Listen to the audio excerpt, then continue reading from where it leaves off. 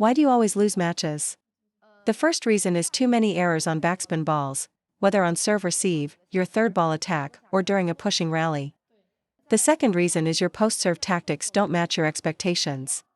For example, you want them to push it high, but they attack. You aim for their backhand, but they return to your forehand. The third reason is weak serve-receive skills. Especially against unfamiliar opponents, you often miss serves directly or indirectly, falling into their setups.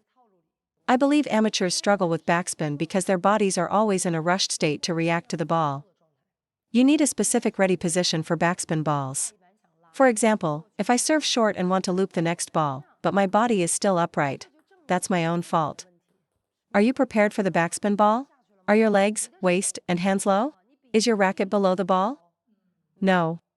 So, you must deliberately remind yourself before serving. If I want to loop this ball, my waist, legs, and hands must get down. Getting down is the key. Only when your body is low can you loop this ball well. Because your hands haven't developed that unconscious muscle memory yet, which we pros build through long-term training. We practice 8 days a week, 8 hours a day. We're constantly training. The second key point, for backspin balls, you must understand their properties. When the opponent's return is heavy, your stroke should be compact, focusing on generating more spin and creating arc. When the opponent gives you a soft push without much force, you should focus on driving forward through the ball. Third, when they push it high, I need to get behind the ball, raise my racket, and brush it. Backspin balls basically fall into these three categories. You should decide which method to use based on the incoming ball. The reason we make mistakes is that we always use the same method for all types of backspin. So, you only succeed when the opponent pushes to your sweet spot. With any slight variation, you'll miss. So, in your mind, you must learn 3 looping methods. For heavy backspin, add more spin with a compact stroke. For short, soft balls, meet it early and loop drive. For high balls, raise your racket to loop. The third point is about the body. The difficulty with backspin is the spin itself. With topspin, even if your body isn't in position, you might still block it back. But with backspin, if your body is out of position, the same stroke won't lift the ball. Backspin demands excellent footwork and anticipation. Xiao Kuaila here has a problem of taking his backswing too early. Taking the backswing too early not only makes your body stiff but also causes you to use too much force and rush the contact point.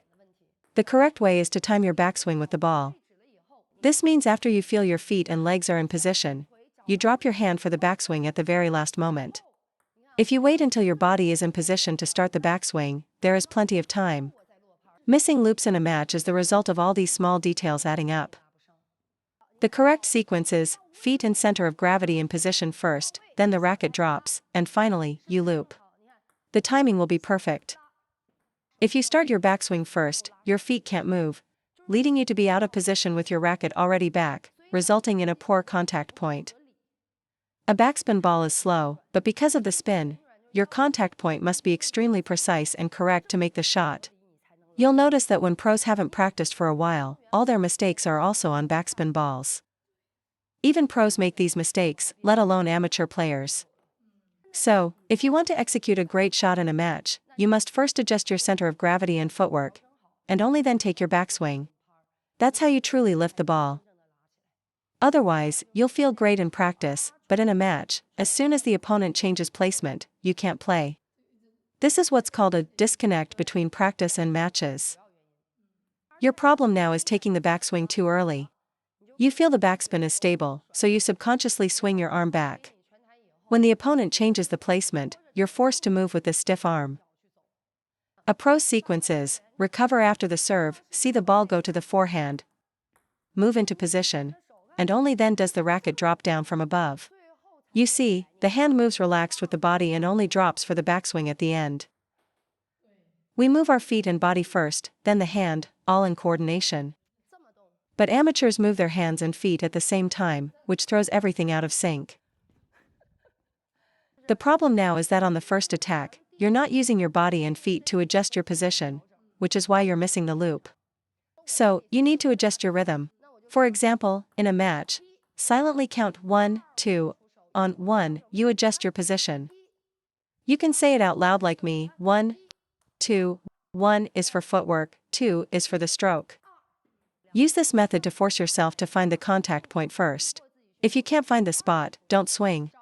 If you fix this problem, your third ball attack will be unstoppable. Shuai Shuai's forehand back in the day was developed just like this. The second problem, in a match, 3 consecutive pushes from an opponent can have completely different spin. So, in a match, how can you land more of your loops against backspin? You must learn to adjust.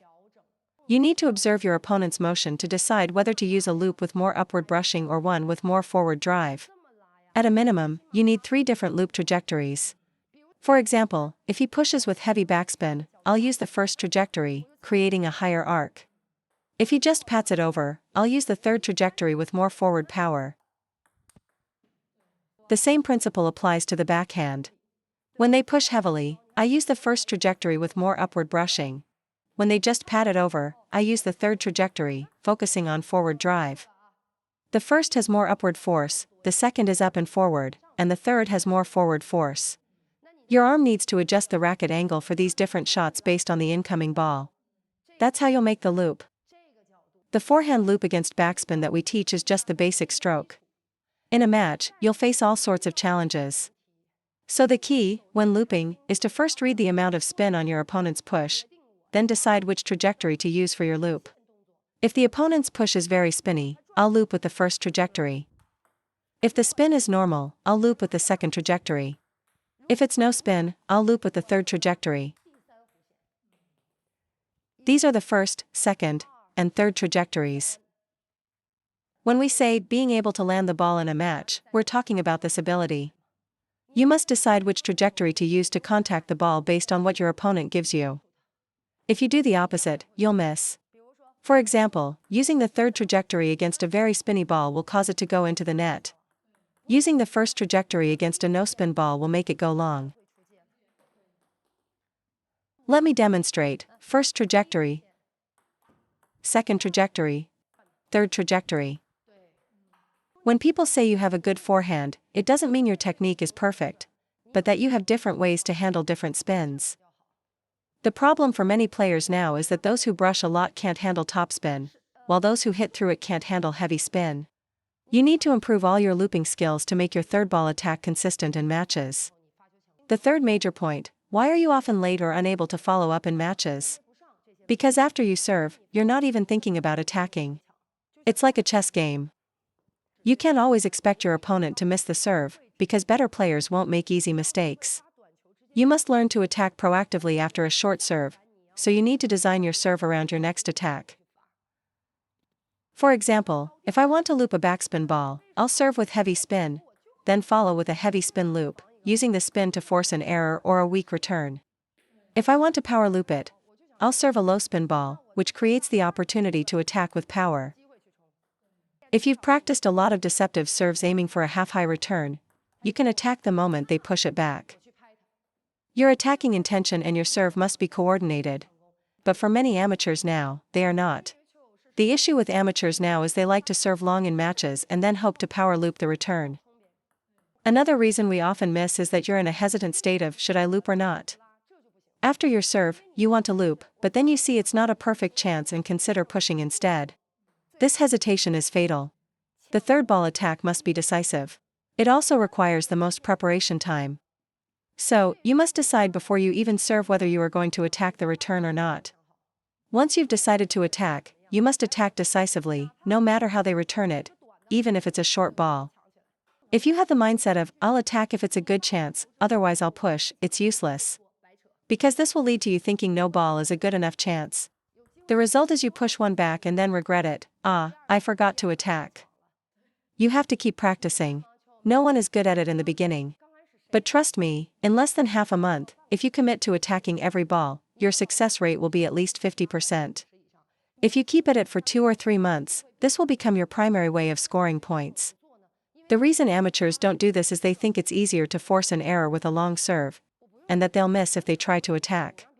Don't think that way. Attack without hesitation. After you serve, think, no matter where it comes back, I'm attacking. Only then will you be fully prepared. Even if they return it short, you must step in and attack. Your intention must be firm. The maybe I'll attack, maybe I won't mindset will get you nowhere. The fourth major section is about how to coordinate your serve and attack. For now, we'll ignore complex returns like the banana flick and stick to the principle of what spin you serve is what spin you get back. If you serve a short, spinny ball, the opponent's push will also be spinny, so you should loop it with heavy spin. Since you've chosen to use a heavy spin loop, commit to it.